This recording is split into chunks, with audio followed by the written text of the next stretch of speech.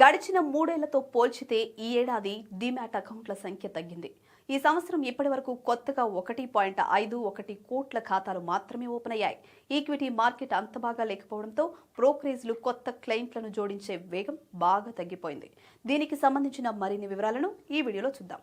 National Stock Exchange NSC latest data ప్రకారం 2024-2023 సంవత్సరాలతో పోల్చితే 2025వ సంవత్సరంలో తెరిచిన డీమ్యాట్ అకౌంట్ల సంఖ్య తక్కువగా నమోదైంది.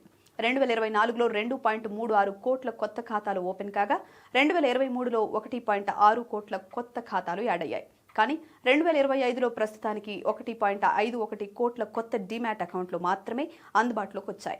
దీంతో 2025 డిసెంబర్ 19 నాటికి ఎన్ఎస్సిలో రిజిస్టర్ అయిన ఇన్వెస్టర్ బేస్ దాదాపు 12.4 కోట్లకు చేరుకుంది. ఇది 2024లో 10.89 కోట్లుగా నమోదైంది. 2025 నవంబర్ 19 నాటికి బాంబే స్టాక్ ఎక్స్చేంజ్ దాదాపు 20.5 కోట్ల డీమ్యాట్ ఖాతాలను కలిగి ఉంది. అయితే ఇది కేవలం ఈ స్టాక్ మార్కెట్ కి మాత్రమే పరిమితం కాదు.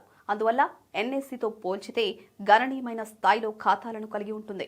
బీఎస్సీలోని యూనిక్ యాక్టివ్ ఇన్వెస్టర్ల ఖచ్చితమైన సంఖ్యను బహిరంగంగా వెల్లడించరు. Securities and exchange board of India SEBI ప్రకారం 2025లో ఇప్పటి వరకు దాదాపు 13.6 కోట్ల మంది ప్రత్యేక వ్యక్తిగత పెట్టుబడిదారులు ఉన్నారు. కోవిడ్ అనంతరం స్టాక్ మార్కెట్లో ఇన్వెస్ట్ చేస్తున్న వారి సంఖ్య గణనీయంగా పెరిగింది. డిజిటలైజేషన్ పెరగడం, ఆర్థిక అక్షరాస్యత వృద్ధి చెందడం, సులభమైన అన్బోర్డింగ్ ప్రక్రియల వల్ల ఈ పురోగతి సాధ్యమైంది. దీంతో ఎన్ఎస్డిఎల్ మరియు సిడిఎస్ఎల్లో మొత్తం డీమ్యాట్ ఖాతాల సంఖ్య 2024 ఆగస్టు నాటికి 17.10 కోట్లకు చేరుకుంది. ఈ సంఖ్య 2020 మార్చిలో 4.01 కోట్ల మాత్రమే కావడం గమనార్హం.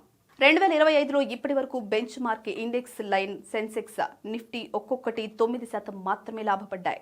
విస్తృత మార్కెట్లలో మాత్రం భిన్న ధోరణులు కనిపించాయి. బీఎస్సీ మిడ్ క్యాప్ ఇండెక్స్ కేవలం 0.5% పెరిగింది. బీఎస్సీ స్మాల్ క్యాప్ ఇండెక్స్ 9% తగ్గింది. ఈ సంవత్సరం మార్కెట్లో ఉన్న తీవ్ర అస్థిరతే ఈ మందగమనానికి కారణం. ముఖ్యంగా రిటైల్ పెట్టుబడిదారులు ఎక్కువగా చురుగ్గా ఉండే స్మాల్ క్యాప్లు బలహీన పనితీరు కనబరిచాయి. 2025వ సంవత్సరంలో కొత్త ఖాతాల తగ్గుదల రాష్ట్రాలకు, ప్రాంతాలకు విస్తరించింది.